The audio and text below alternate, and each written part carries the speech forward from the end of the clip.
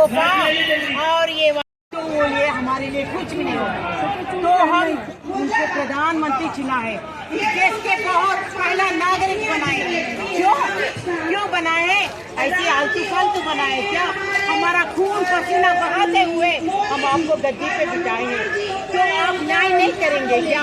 आपके लिए तो इस देश की जनता सब लोग बराबर होने चाहिए।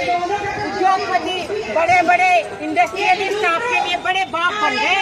हम जैसे गरीब का पैसे लूट कर,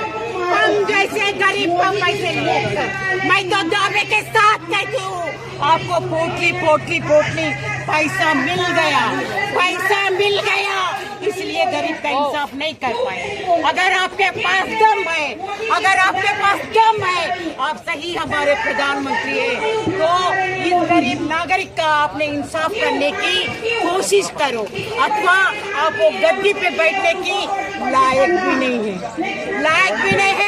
कल का दिन बिहार, बल्कि बिहार ही नहीं, समूचा भारत देश आपको दिखाएगा। आप सोच रहे होंगे आज हम हरियाणा में जीत लिए, आप सोच रहे होंगे हम महाराष्ट्र में जीत लिए, आप सोच रहे होंगे दिल्ली में जीत लिए, लेकिन ये जीत की नहीं है। हमारे आंखों से आंसू नहीं बह रहे, हमारे आंखों में खून बह रहा है। हमारे दिल के अंदर, अगर मोदी तेरे पास कोई स्पेशलिस्ट डॉक्टर होगा तो बुला लो, हमारी दिल की धड़कन सुन लो और दुनिया को दिखाओ। पूरा दुनिया के सामने आपका तू हो रहा है, तो आप क्या करेगा? गरीबों की आवाज सुनते हैं, वो कहते हैं हम गरीबों के नेता हैं। मन की बात सुनते हैं। एक मिनट बाद बताऊं, मंदिर, मस्जिद, गुरुद्वारा को बांट दिया भगवान को, दर की बाटी सागर बाटा, मत बांटो इंसान को।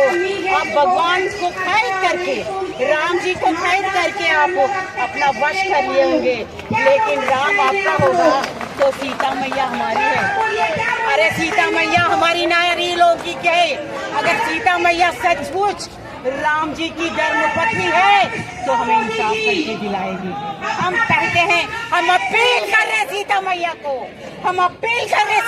को, माँ एक आवाज, औरत की आवाज सुन लो, एक माँ की पुकार सुनो, एक बेटी की पुकार सुनो, और हमें इंसाफ दिलाने के लिए ऐसे पाखंड लोगों का दिल बदलने के लिए आप कोशिश करो।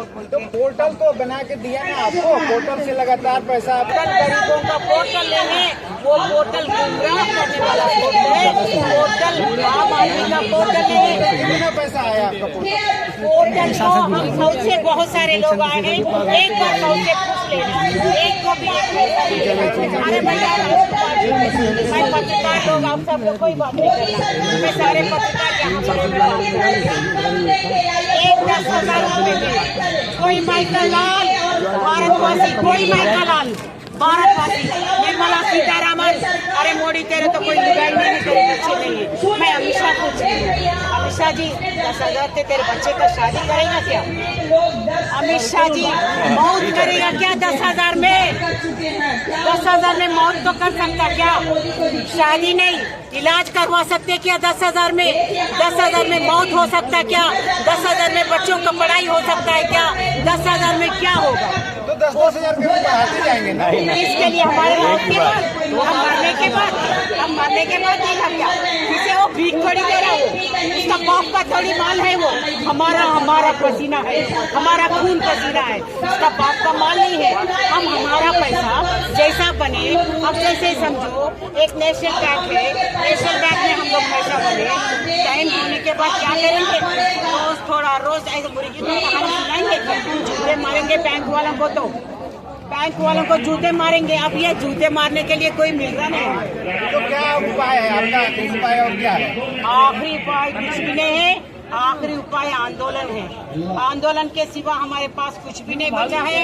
आज आप देखते हैं कि सुदामा प्रसाद जैसे मसीहा मेरे लिए, तो मैं कहती हूँ ये तो एक गुरु नानक है, वो एक ईसा मसीह है, एक राम है, एक अल्लाह है, सभी में सुदामा प्रसाद जी बसे हैं।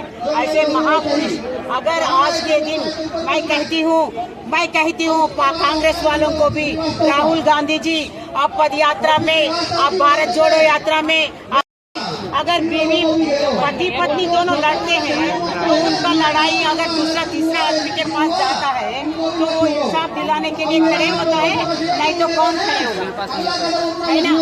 इसमें यही हमें करना चाहिए।